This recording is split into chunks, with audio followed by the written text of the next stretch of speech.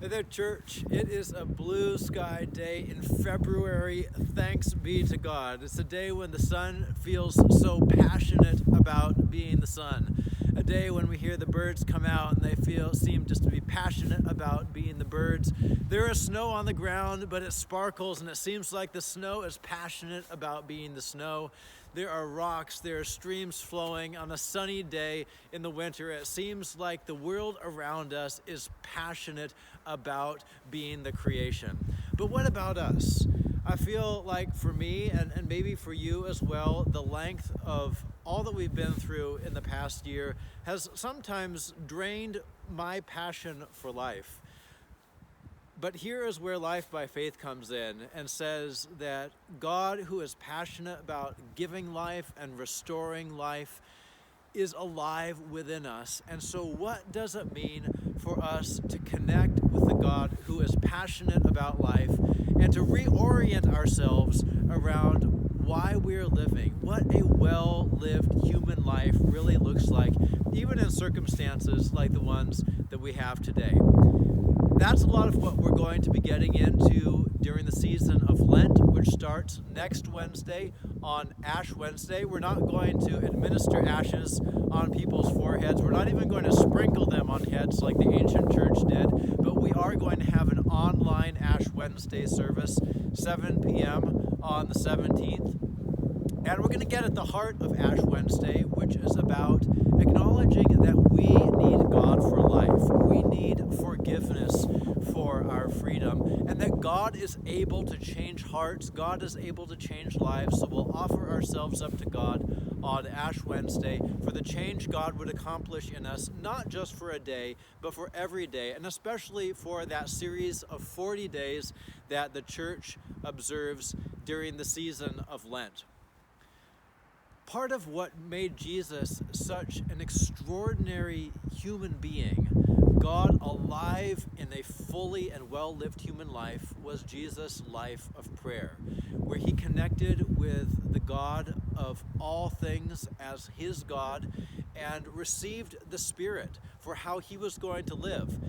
This is something that you and I have the blessing of doing just as much as Jesus did. But we need to learn it. We're going to take a course together during the season of Lent called the Prayer Course. And it's a course that's for absolutely anyone. If you have had a set time of prayer for decades of your life, there will be something in the prayer course to enrich you and expand your life of prayer with God. If you feel like, well, I kind of pray, but I'm really not sure exactly what prayer is about, the prayer course is for you as well, because it is an entry-level course where we're going to take the prayer that Jesus gives us, the Lord's Prayer, and ask not just what does this prayer mean, but how are its parts an opening to a whole life with God that can be expressed prayerfully in so many ways. When you're driving a car, when you're doing the dishes, when you're going through a slog in something in life, everything in life is prayable, which is to say, everything in life can be connected with God moment by moment, falling back into connection with God as often as we fall out of it, just coming back again and again to the God who is passionate about us and passionate about life. Another way we'll do that during the season of Lent is with Lent in a Bag.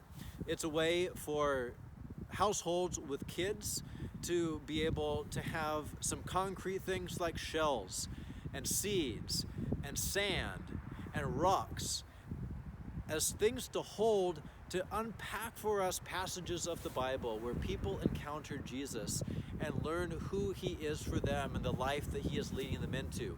So let's come around Lent in a Bag, whether you have kids or you are an adult. There is something here for you to be able to engage Scripture during the season of Lent and discover who Jesus is and what it looks like if he were to come into your life and live it from where you are.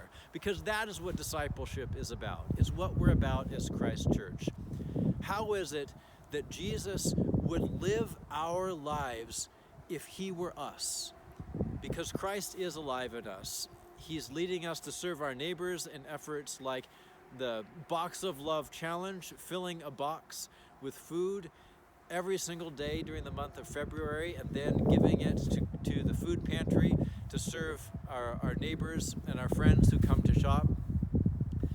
There are all kinds of ways that Jesus is enlivening us, and we just need to learn to expect that he is doing something new in our lives. That's what Lent is all about. It's an ancient word that actually means spring. So let's look for how God is building spring into our lives, opening us up, and we do expect that Christ Church is going to open up again eventually in person. We're looking for how the circumstances around us with virus numbers are going to be such that we can do that. Eventually we'll communicate with the church when that happens. I know I'm looking forward to it, but we don't have to wait to be the church until we can gather together. We can ask, how is God leading us to be the church, even when we have what we have now? When we might be distant, but God is still close, urging us on to keep loving God, sharing relationships, and serving others from the heart of Christ.